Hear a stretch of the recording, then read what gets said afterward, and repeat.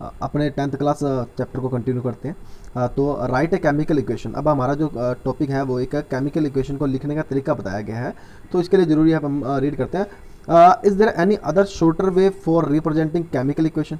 क्या हमारे पास कोई दूसरा तरीका भी है कि हम उसे शॉर्टर वे में रिप्रेजेंट कर दें? तो केमिकल इक्वेशन देखो, chemical equation can be made more concise. यहाँ पे जो वर्ड है कंसाइज एंड यूजफुल, कि ये हमारे लिए और ज़्यादा बेनिफिशियल हो सकती है if we use chemical formula. अगर हम उसको केमिकल फॉर्मूला यूज़ करें इंस्टीट्यूट ऑफ वर्ड की जगह। ओके, पहले इसके बारे में पढ़ा था, पिछले जो पेज था उस पर हमने एक बार टॉपिक पढ़ा था, वर्ड इक्वेशन के बारे में पढ़ा था। अब हम यहाँ पे पढ़ रहे हैं केमिकल इक्वेशन को मोर इन्फॉर्मेटिव बनाने के लिए हम क्या यूज़ कर सकते हैं, उसका एक केमिकल फॉर्मूला यूज़ कर सकते हैं। तो ये केमिकल फॉर्मूला यूज़ करते हैं। एक केमिकल इक्वेशन रिप्रेजेंट एक केमिकल रिएक्शन, यानी कोई भी केमिकल इक्वेशन है वो एक केमिकल रिएक्शन को रिप्रेजेंट करती है। यहाँ पे if you recall formula of magnesium, अगर तुम्हें मैग्नीशियम का फॉर्मूला याद है, यानी कि Mg, ऑक्सीजन का अगर हमें याद है, ऑक्सीजन का, एंड मैग्नीशियम ऑक्साइड MgO, तो वर्ड इक्वेशन, कौन सी वर्ड इक्वेशन, यानी जो हमने भी बात की थी, कौन सी, मैग्नीशियम प्लस ऑक्सीजन और मैग्नीशियम ऑक्साइड, ये वर्ड इक्वेशन है। तो उसको हम ऐसे लिख सकते हैं।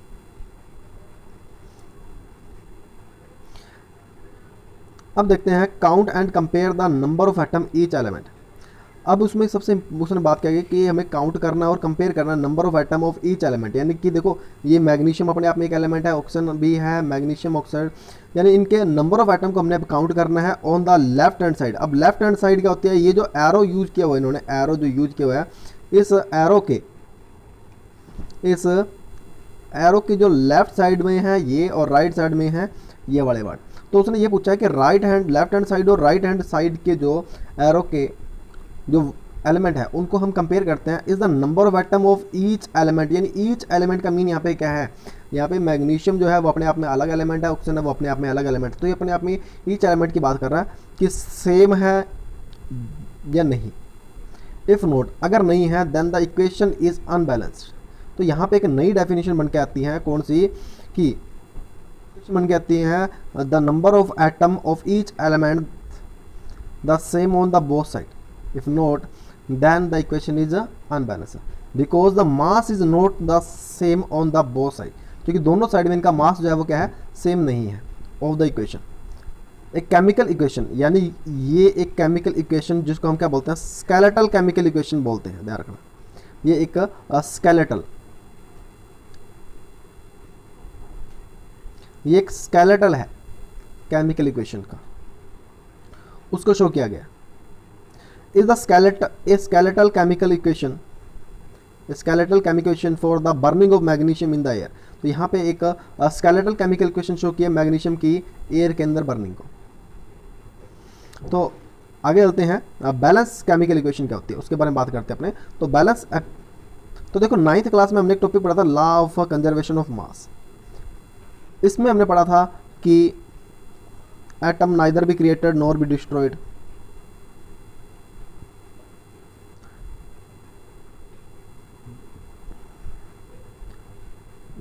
created nor be destroyed।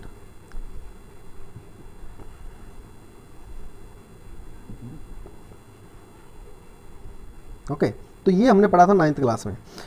तो अब इस 9th क्लास के अकॉर्डिंग बात करते हैं कि मास नाइदर बी क्रिएटेड और nor be destroyed in a chemical reaction. ये मोस्ट इंपॉर्टेंट है, ये आपका लॉ ऑफ मास कंजर्वेशन की डेफिनेशन है। That is the total mass, इसीलिए यानी कि the total mass of the element जो है, यहाँ पे total mass of the element है, okay, present in the product of a chemical reaction has to be equal. इसीलिए वो इक्वल होना चाहिए किस में, केमिकल रिएक्शन में, total mass of the element present in the reactant. अब यहाँ पे एक बैलेंस केमिकल इक्वेशन की डेफिनेशन बता रहा हूँ आपको, वो अंडरलाइन कर लेनी है आपने अपनी नोटबुक में, बुक के अंदर भी, और इसे लिख लेना है याद करने के लिए, क्योंकि इंपॉर्टेंट क्वेश्चन है ये। तो उसने क्या बताया है कि यहाँ से स्टार्ट होती है definition, the total mass of the element present in the product of a chemical reaction has to be equal to the total mass of the element present in the reactant. तो ये definition अपने बन जाती है यहाँ पे। अगर हम दूसरी बात करें तो the number of atom of each element remain the same, before and after of chemical reaction. अगर आप वो ना लिखना चाहो तो आप ये डेफिनेशन भी लिख सकते हैं, ये वाली डेफिनेशन भी लिख सकते हैं इसमें। Hence we need to balance एक स्केलेटल केमिकल, इसीलिए हमें एक केमिकल इक्वेशन को बैलेंस करना पड़ता है। तो लास्ट ईयर अभी 2019 में क्वेश्चन आया था, उस क्वेश्चन में ये बताया गया था आपको कि all the chemical equation are following the law of mass conservation. तो यस, सारी की सारी जितनी केमिकल इक्वेशंस है वो law of mass of conservation को फॉलो करती हैं, ध्यान रखना। Okay, let us about the balancing के chemical equation step by step. अब हम उसको बैलेंस करना सीखते हैं, कैसे बैलेंस करेंगे वो देख लेते हैं अभी। तो इसे बैलेंस करना सीखते हैं। तो बैलेंस केमिकल इक्वेशन तो हमने पढ़ ली थी, उसके बाद में हमने पढ़ना था बैलेंस के बारे में। तो इसने एक इक्वेशन दे रखी है, two word equation for activity 1.3। तो ये यहाँ पे उसने एक जिंक दे दिया प्लस सल्फ्यूरिक एसिड दे दिया, जिंक सल्फेट बना दिया और हाइड्रोजन बना दिया। अब ये तो थी हमारे पास एक वर्ड इक्वेशन थी, क्योंकि ये वर्ड में लिखा गया है। अब हम इसको केमिकल इक्वेशन में कैसे लिखे? तो केमिकल इक्वेशन में लिखने के लिए अगर किसी वर्ड इक्वेशन को किससे सिंबल्स एंड फॉर्मूला से अगर रिप्रेजेंट कर दो आप, ओके, तो वो क्या बन जाएगी? केमिकल इक्वेशन बन जाएगी। तो एक अब इसको हमने क्या करना है, ये हमने लिख दी एक केमिकल इक्वेशन। अब इस केमिकल इक्वेशन को आगे देखते हैं अभी कैसे। ये जिंक देखो, लेफ्ट साइड में कितने हैं, इसमें लेफ्ट हैंड साइड में 1 है, जबकि राइट हैंड साइड में भी कितना है? 1 है। ये है राइट हैंड साइड, तो दोनों साइड में 1 है, कोई बात नहीं। अब एलिमेंट हाइड्रोजन देखो कितना है, यहाँ पे हाइड्रोजन देखो कितना लिखा हुआ है, यहाँ पे हाइड्रोजन लिखा हुआ है, आगे देखते हैं अपने। तो यहाँ पे हाइड्रोजन 2 लिखा हुआ है और राइट हैंड साइड में कितना लिखा हुआ है? 2 लिखा हुआ है। तो ये दोनों साइड में इक्वल है। अब नेक्स्ट बात आती है अपनी कौन सी वाली आती है कि नंबर ऑफ डिफरेंट एलिमेंट। तीसरी आती है हमारे पास कौन सी? सल्फर की। तो सल्फर यहाँ पे कितना लिखा हुआ? देखो ये सल्फर 1 लिखा हुआ है, इसमें सल्फर कितना लिखा हुआ हमारा? 1 लिखा हुआ। तो यहाँ पे भी 1 है और उस साइड में भी 1 है, तो दोनों साइड में 1 1 है, इसलिए हमें परेशान होने की जरूरत नहीं थी। अब ऑक्सीजन की बात करते हैं। ऑक्सीजन देखो इस साइड में कितने हैं? 4 है और इस साइड में कितने हैं? 4 है। तो देखो दोनों साइड में देखो जिंक हमारा 1 है, हाइड्रोजन 2 है, दूसरी साइड में भी 2 है, और सल्फर 1 है इस साइड में, दूसरी साइड में 1 है, और ऑक्सीजन 4 है, दूसरी साइड में भी 4 है। तो देखो जब सारे टाइप के एलिमेंट हमारे जब इक्वल हो जाते हैं तो इस टाइप की इक्वेशन को हम बोलते हैं बैलेंस्ड केमिकल इक्वेशन। तो ये बैलेंस्ड केमिकल इक्वेशन है। अब देखते हैं इसी टाइप की और इक्वेशन के बारे में। As the number of atom, देखो यहाँ पे number of atom each element के, यानी कि ये डिफरेंट टाइप के जो एलिमेंट थे इनकी बात हो रही है यहाँ पे, इज द सेम है किस साइड में? बोथ साइड में ऑफ द एरो। तो it is a balance equation. तो ये डेफिनेशन है, when the number of atom of each element is the same on both side of the arrow is a balance chemical equation. अब अपने एक नई equation की बात करते हैं बैलेंस केमिकल इक्वेशन के बाद में। Fe प्लस H2O प्लस, देखो एरो लगा के उसने ये लिखा हुआ है और H लिखा हुआ है। तो गाइज आज का जो अपना टॉपिक रहेगा इसके अंदर अपने सिर्फ एक केमिकल रिएक्शन को बैलेंस करना सीखेंगे। और बैलेंस करने के लिए जो रिएक्शन दे रखी है, हालांकि हम लोगों ने पहले जो रिएक्शन पढ़ी थी वो ऑलरेडी बैलेंस थी, लेकिन इस केमिकल इक्वेशन में हमारे पास जो इक्वेशन है वो बैलेंस नहीं है। ये देखिए बैलेंस की केमिकल इक्वेशन को बैलेंस करना। तो सबसे पहले देखो इसको कुछ स्टेप में डिवाइड कर लेते हैं जो बुक में ऑलरेडी किया हुआ है। हम उस पॉइंट टू पॉइंट रीड करेंगे और उससे फिर एक्सप्लेन करेंगे। आपको इसके बाद में भी इसको एक्सप्लेन किया जाएगा। तो शुरुआत करते हैं पहले स्टेप फर्स्ट से कि बैलेंस कैसे करना है इसके। To balance a chemical equation first draw boxes around each formula. Okay, तो सबसे पहले हमें एक बॉक्स बनाना है। जैसे मान लो कि ये देखो ये इन्होंने एक बॉक्स बना लिया है ऐसे, मतलब जो फॉर्मूले जितने भी लिखे हुए हैं उस फॉर्मूले के अराउंड ऐसे बॉक्स बनाने हमने। ओके, अगर आप बॉक्स ना बनाना चाहो तो उसको आप स्क्वायर ब्रैकेट में भी रख सकते हो। Okay, do not change anything inside the boxes, यानी इसके अंदर कुछ भी चेंज नहीं करना है, यानी इन बॉक्सेस के अंदर जो फॉर्मूले लिखे हैं उसको हमें चेंज नहीं करना है। वाइल बैलेंसिंग द इक्वेशन, जब हम केमिकल इक्वेशन को बैलेंस कर रहे हैं तब तक की बात हो रही है ये। ओके, अब आगे देखते हैं कि सबसे पहला हमारा काम ये स्टेप हो गया। ओके, सेकेंड स्टेप पे आते हैं हम अपने। तो सेकेंड स्टेप कहता है कि list the number of atom different element present in the unbalance equation, यानी कि जो हमारी अनबैलेंस इक्वेशन थी उस अनबैलेंस इक्वेशन में जैसे मान लो यहाँ पे Fe है, H2O लिखा हुआ है, Fe3O4 लिखा हुआ है, H2 लिखा हुआ है। इसके अंदर पहले हम देखते हैं एलिमेंट कौन कौन से। तो देखो इसमें एक Fe है, इसके अंदर एक हाइड्रोजन भी है और एक ऑक्सीजन भी है। ओके, और ये अब ये वाली साइड है, ये राइट हैंड साइड है। इस राइट हैंड साइड में एक Fe भी है, O भी है और H है। इस साइड में भी 3 चीज़ें थी, Fe था, H था और O था। तो पहले हम एलिमेंट को यानी कि इसको 3 बॉक्स में डिवाइड कर लेते हैं। एक तो एलिमेंट का बॉक्स हो गया हमारे पास में, एक नंबर ऑफ एटम रिएक्टेंट के, यानी रिएक्टेंट के जो एटम है लेफ्ट हैंड साइड में, और वही नंबर ऑफ एटम जो है वो प्रोडक्ट साइड में कितने वो लिखने हैं हमने। तो पहले हमने एलिमेंट लिखे, एक Fe लिख दिया, एक H लिख दिया और एक O लिख दिया। अब लेफ्ट हैंड साइड में Fe कितना है 1, ये 1 लिखा हुआ है हमारे पास में। ये हमारे पास हाइड्रोजन कितने, यहाँ पे देखो हाइड्रोजन के पैर में कितना लिखा हुआ 2 लिखा हुआ, तो यहाँ पे 2 लिखा गया। ऑक्सीजन कितना 1 है तो 1 लिखा गया। अब हम राइट हैंड साइड पे आते हैं। राइट हैंड में देखो Fe के पैर के नीचे कितना लिखा हुआ 3 लिखा हुआ है, तो ये 3 लिखा गया यहाँ पे। ऑक्सीजन के पैर के नीचे क्या लिखा हुआ 4 लिखा हुआ, तो ऑक्सीजन के पैर में यहाँ पे 4 लिख दिया हमने। अब हाइड्रोजन के पैर में क्या लिखा हुआ 2 लिखा हुआ, तो हाइड्रोजन के पैर में 2 लिख दिया। तो ये हमने बॉक्स बनाकर, यानी कि सेकंड स्टेप में हमने पहले तो हमने उनको एक बॉक्स में रखा था, सेकंड स्टेप में हमने एलिमेंट को एक टेबल के अकॉर्डिंग डिवाइड कर लिया कि कौन सा एलिमेंट लेफ्ट हैंड साइड में कितना और राइट हैंड साइड में कितना है। अब इस इक्वेशन से पता चल रहा है, देखो Fe यहाँ पे 1 है, यहाँ पे कितना 3, यहाँ पे हाइड्रोजन कितनी है 2 है, यहाँ पे हाइड्रोजन कितनी है 2, हाइड्रोजन तो बैलेंस है। ऑक्सीजन यहाँ पे 1 और यहाँ पे 4 है। इसका मीन है इस इक्वेशन को हमें बैलेंस करना पड़ेगा। अब हम आते हैं कौन से थर्ड स्टेप है। अपना जो थर्ड स्टेप है वो ये बताता है हमें कि थर्ड स्टेप है, it is often convenient to start balancing with the compound that contain the maximum number of atom. यानी कि हमें हमेशा ही वहीं से शुरुआत करनी चाहिए जहाँ पे मैक्सिमम नंबर ऑफ एटम हो। जैसे सबसे ज़्यादा मैक्सिमम नंबर ऑफ एटम किसके हैं, ऑक्सीजन के हैं। Okay, it may be A reactant और प्रोडक्ट, चाहे ये रिएक्टेंट हो चाहे वो प्रोडक्ट हो, उस साइड से हमें स्टार्ट करनी चाहिए। Okay, in that compound select the element while has the maximum number of element। अब उस कंपाउंड को सिलेक्ट करो जिसके अंदर क्या है मैक्सिमम नंबर वाला एटम था। यूजिंग दिस क्राइटेरिया, इस क्राइटेरिया को यूज करके भी सेलेक्ट, अब इसको सेलेक्ट करेंगे क्योंकि इस फॉर्मूले के अंदर देखो यहाँ पे इस फॉर्मूले के अंदर क्या था, सबसे ज़्यादा एटम कंटेनिंग करने वाला क्या था, एलिमेंट प्रेजेंट थी। अब एलिमेंट ऑक्सीजन जो है इसके अंदर थी, जिसके अंदर सबसे ज़्यादा थे। There are 4 oxygen. अब यहाँ पे कितनी ऑक्सीजन थी 4 ऑक्सीजन थी। किस साइड में, राइट हैंड साइड में थी, और 1 कौन सी थी, लेफ्ट हैंड साइड में थी। अब हमें बैलेंस करनी है किसको, सिर्फ और सिर्फ ऑक्सीजन एटम को ही बैलेंस करना है। तो वो देखते हैं ऑक्सीजन एलिमेंट को बैलेंस करने के लिए। तो यहाँ पे देखो कि इनिशियल यानी कि एटम जो है ऑक्सीजन का स्टार्टिंग में कितना था, यहाँ पे 1 था फॉर्मूले में, इस H2 के फॉर्मूले में। यहाँ पे कितने हैं 4 है। अब हम क्या करेंगे बैलेंस करने के लिए, इस वाली साइड को यानी कि लेफ्ट हैंड साइड में जहाँ पे ऑक्सीजन लिखा हुआ उसको 4 से मल्टीप्लाई कर दो।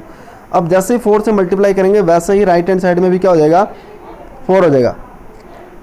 अब to equalize the number of atom it must be remember that we can not alter the formula. हमें यहाँ पे फॉर्मूले को चेंज नहीं करना है ऑफ द कंपाउंड और element involve in the reaction. For example to balance the oxygen atom we can put coefficient 4। अब यहाँ पे हम 4 यूज़ करेंगे किसके आगे, इस वाटर के आगे।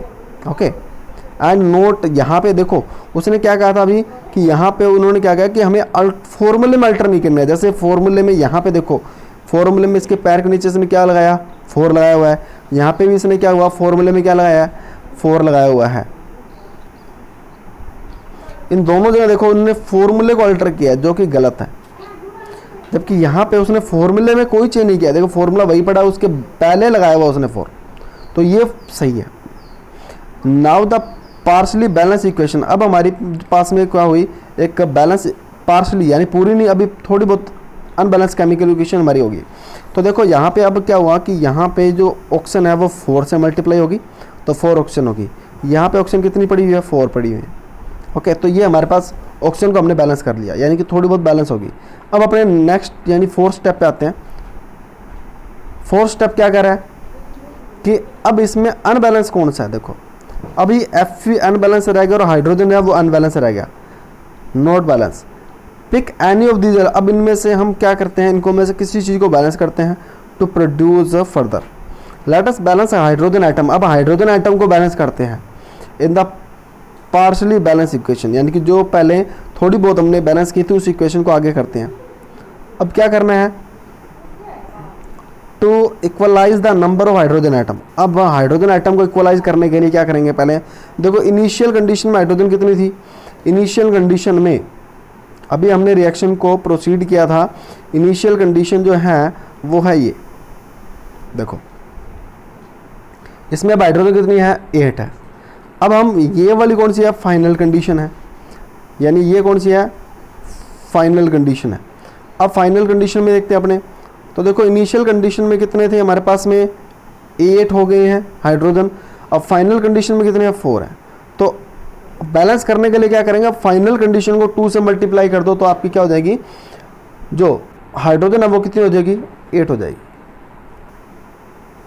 तो अब अपने देखते हैं आगे इक्वेशन वुड बी, अब इक्वेशन क्या होगी हमारे पास में, एफ एज इट इज पड़ा हुआ हमारे पास 4, ये पहले लगा दिया हमने, यहाँ लगा दिया था, इस इक्वेशन में हमने 4 लगा के उसको हमने क्या कर दिया और बैलेंस कर दिया। अब हमारे पास 2 चीज़ बैलेंस होगी, एक तो हमारे पास क्या होगी ऑक्सीजन बैलेंस होगी और एक हाइड्रोजन बैलेंस होगी, लेकिन अभी भी हमारे पास क्या बैलेंस नहीं हुआ है, आयरन है वो बैलेंस नहीं हुआ है। अब नेक्स्ट स्टेप पे आते हैं अपने, 5th स्टेप क्या कहता है, 5th स्टेप हमें बताता है कि अब हमें एग्जामाइन द अबव इक्वेशन, उस ऊपर वाली इक्वेशन को देखना है और पिक करना है थर्ड एलिमेंट को जो अभी भी क्या है स्टिल अनबैलेंस्ड है। Okay, you find that only 1 element left, अब कितना एलिमेंट रह गया, पहला एक ही रह गया हमारे पास, इनिशियल में Fe कितना 1 है और फाइनल में कितने हमारे पास में 3। क्यों 3 आप किसी को पता है, क्योंकि देखो फॉर्मूले में क्या लिखा हुआ है, वहाँ Fe3 लिखा हुआ है, यानी Fe के पैर में 3 लिखा हुआ है, ये शो कर रहा है जिसके पैर में जो लिखा हो और वही उसके एलिमेंट होते हैं, वो उतने नंबर ही उसके एलिमेंट होते हैं, और पहले लिखा हो तो वो मल्टीप्लाई में होते हैं। तो यहाँ पे Fe3 क्या लिखा हुआ है O4 लिखा हुआ है, तो Fe के पैर में 3 है, तो इसमें तो Fe1 था, इस साइड में कितने है हमारे पास 3 है। तो क्यों ना पहले वाली इक्वेशन को हम क्या कर दे 1 से 3 से मल्टीप्लाई कर दे, तो ये 3 हो जाएगा और ये भी 3 हमारे पास ऑलरेडी है। तो अब ये हमारी इक्वेशन जो थी वो एक तरह से क्या होगी, हम बैलेंस होगी। तो 3 Fe यानी Fe कितने हो गए 3, हाइड्रोजन इसमें कितने हो गए 8 हो गए, ऑक्सीजन कितनी है इसमें 4 है, Fe यहाँ भी कितने हैं 3 है, ऑक्सीजन कितने हैं 4 है, यहाँ भी हाइड्रोजन कितनी है 8 है। अब हम क्या करते हैं फाइनली क्या करेंगे, इसको चेक करते हैं करेक्ट है या नहीं है। तो देखो बैलेंस, अब हम एटम काउंट करते हैं सारे, 3 Fe, यहाँ भी 3 Fe हैं, 8 हाइड्रोजन है, यहाँ भी 8 हाइड्रोजन है, 4 ऑक्सीजन है, क्योंकि ये ऑक्सीजन ये जो 4 लिखा हुआ है वो इससे मल्टीप्लाई है। अब इस चीज़ को समझो, मैं आपको बताता हूँ, आपको उसने 4H2 लिखा है, यानी 4H2 का मीन है कि हमारे पास यहाँ पे 4 टाइम क्या लिखा हुआ है H2O लिखा हुआ है। अगर मैं इसको ऐसे लिखूँ तो ये एक बार हो गया, ये 2 बार हो गया, ये 3 बार हो गया और ये 4 बार हो गया। तो देखो हर में 2 बार कितने ऑक्सीजन है, सॉरी हाइड्रोजन है, तो 2 हाइड्रोजन, ये रही 2 4 6 8 हाइड्रोजन है, और यहाँ भी क्या है 8 हाइड्रोजन है। तो अब ये इक्वेशन जो थी हमारी वो क्या होगी बैलेंस हो चुकी है।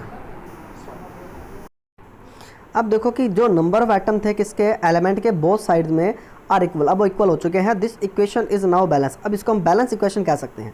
Okay, this method of balancing chemical equation is called hit and trial method. ध्यान रखना इस मेथड का नाम बताया गया यहाँ पे हिट एंड ट्रायल मेथड। और क्वेश्चन आता है कि why we are balancing the chemical equation, why we are balancing the chemical equation. तो ध्यान रखना to fulfill the law of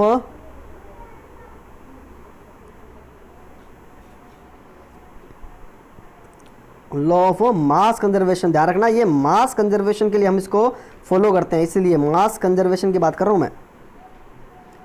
दोबारा सुन लो, इसमें क्या था, मास कंजर्वेशन के कारण हम इसको क्या करते हैं, ये तो है लॉ जिसके लिए हमें फॉलो करना पड़ता है। और कौन सा मेथड यूज करते हैं, मेथड दिया हुआ है ये रहा, hit and trial method. Okay, जो इक्वेशन यानी कि smallest whole number coefficient use करके हम उसको बैलेंस कर सकते हैं।